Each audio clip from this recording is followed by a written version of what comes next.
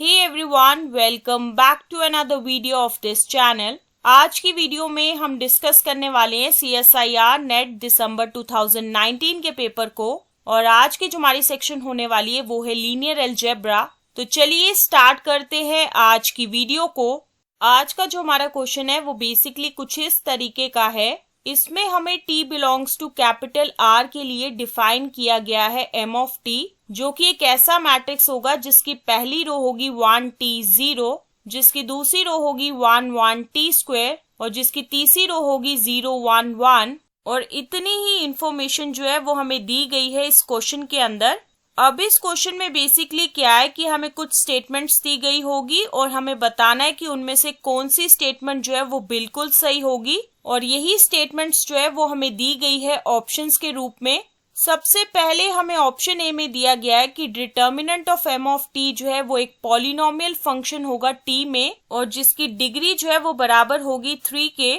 Option B में हमें दिया गया है कि determinant of m of t जो है वो बराबर होगा 0 के for all t belongs to capital R। Option C में हमें दिया गया है कि determinant of m of t जो है वो बराबर होगा 0 के और ये कंडीशन जो है वो होल्ड करेगी infinitely many t belongs to capital R के लिए। और last but not the least हमें ऑप्शन डी में दिया गया है कि determinant of m of t जो है वो बराबर होगा 0 के और ये कंडीशन जो है वो होल्ड करेगी केवल 2 t के लिए जो कि बिलोंग करेंगे कैपिटल R के अंदर। तो इस क्वेश्चन में बेसिकली क्या है कि हमें 4 ऑप्शंस दिए गए हैं और हमें बताना है कि इन चारों में से करेक्ट आंसर क्या होगा। और क्योंकि ये क्वेश्चन जो है वो हमें पूछा गया है पार्ट बी की सेक्शन के अंदर, तो इसका मतलब तो यही है कि इसमें केवल एक ही ऑप्शन जो है वो बिल्कुल सही होगा।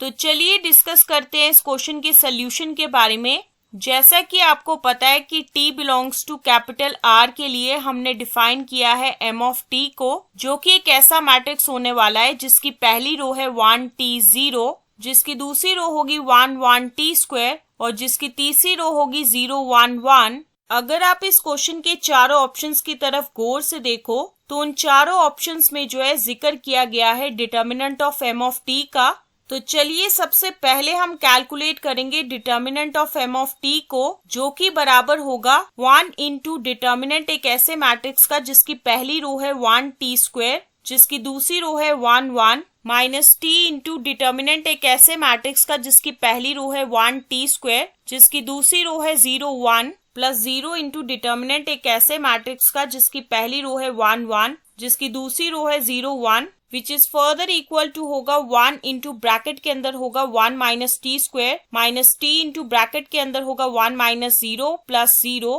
विच इज फर्दर इक्वल टू होगा 1 minus t square minus t. तो यहाँ से हमें ये चीज पता चल रही है कि determinant of m of t जो है वो बराबर होगा 1 minus t square minus T के। और determinant of m of t को कैलकुलेट करने के बाद अब हम कंसिडर करेंगे हर एक ऑप्शन को 1 बाय 1 और जानने की कोशिश करेंगे कि कौन सा ऑप्शन जो है वो सही है और कौन सा ऑप्शन जो है वो गलत है। सबसे पहले हम आ जाते हैं हमारे ऑप्शन ए की तरफ, जिसमें हमें दिया गया है कि determinant of m of t जो है वो एक पॉलिनोमियल फंक्शन होगा t में और जिसकी डिग्री जो है वो बराबर होगी 3 के। जैसा कि अभी हम डिस्कस करके आए हैं कि determinant of m of t जो है वो बराबर है 1 minus t square minus T के और जो कि एक पॉलिनोमियल फंक्शन है t में जिसकी डिग्री जो है वो बराबर है 2 के। ऑल्दो हमें ऑप्शन ए में दिया गया है कि determinant of m of t जो है वो एक पॉलिनोमियल फंक्शन है t में, लेकिन इसी के साथ ही हमारे ऑप्शन ए में एक और चीज दी गई है कि जो डिग्री होगी determinant of m of t की वो बराबर होगी 3 के,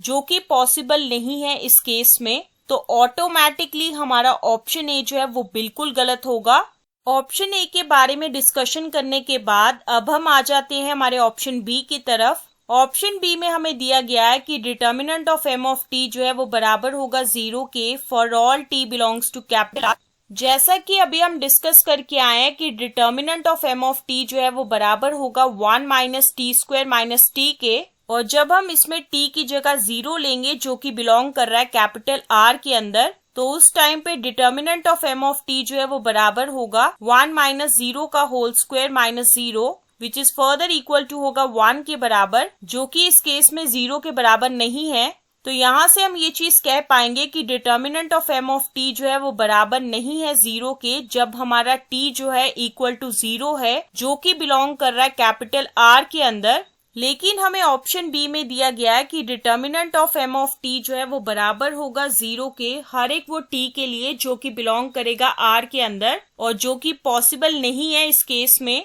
तो ऑटोमेटिकली हमारा ऑप्शन बी जो है वो बिल्कुल गलत होगा। अब हम आ जाते हैं हमारे ऑप्शन सी की तरफ, जिसमें हमें दिया गया है कि determinant of m of t जो है वो 0 के बराबर होगा, और ये कंडीशन जो है वो होल्ड करेगी इनफाइनाइटली मैनी t के लिए जो कि बिलोंग करेंगे कैपिटल R के अंदर। जैसा कि अभी हम डिस्कस करके आए हैं कि determinant of m of t जो है वो बराबर है 1 minus t square minus t के, जो कि एक पॉलिनोमियल फंक्शन है t में जिसकी डिग्री जो है वो बराबर है 2 के। तो इसका मतलब ये है कि determinant of m of t जो है वो बराबर होगा 0 के केवल दो वैल्यूज के लिए जो कि t की होंगी। तो इसका मतलब ये है कि determinant of m of t जो है वो 0 के बराबर नहीं होगा infinitely many t belongs to capital R के लिए। और यहाँ से हम ये चीज कहेंगे कि हमारा ऑप्शन सी जो है वो बिल्कुल गलत होगा। तो इस पूरी डिस्कशन से हमें ये चीज पता चल रही है कि हमारे ऑप्शंस ए, बी और सी ये तीनों के तीनों जो हैं वो बिल्कुल गलत हैं। तो ऑटोमेटिकली हमारा ऑप्शन डी जो है वो बिल्कुल सही होगा, और ये जो है वो आंसर होगा इस क्वेश्चन का। ऑल्दो हमें पता चल गया है कि हमारा ऑप्शन डी जो है वो बिल्कुल सही है, लेकिन फिर भी हम जानने की कोशिश करेंगे कि क्यों ये ऑप्शन जो है वो सही है। तो चलिए कंसिडर करते हैं हमारे ऑप्शन डी को, जिसमें कहा गया है कि determinant of m of t जो है वो 0 के बराबर होगा केवल दो t के लिए जो कि बिलोंग करेंगे कैपिटल R के अंदर। और इसके लिए हम determinant of m of t को इक्वल टू 0 लेंगे, तो वहां से हमें ये चीज पता चलेगी कि 1 minus t square minus t जो है वो बराबर होगा 0 के, जो कि एक क्वाड्रेटिक इक्वेशन है t में। तो यहाँ से हम ये चीज कह पाएंगे कि t जो है वो बराबर होगा -1 plus minus square root of 1 का whole square -4 into -1 into 1 divided by 2 into 1,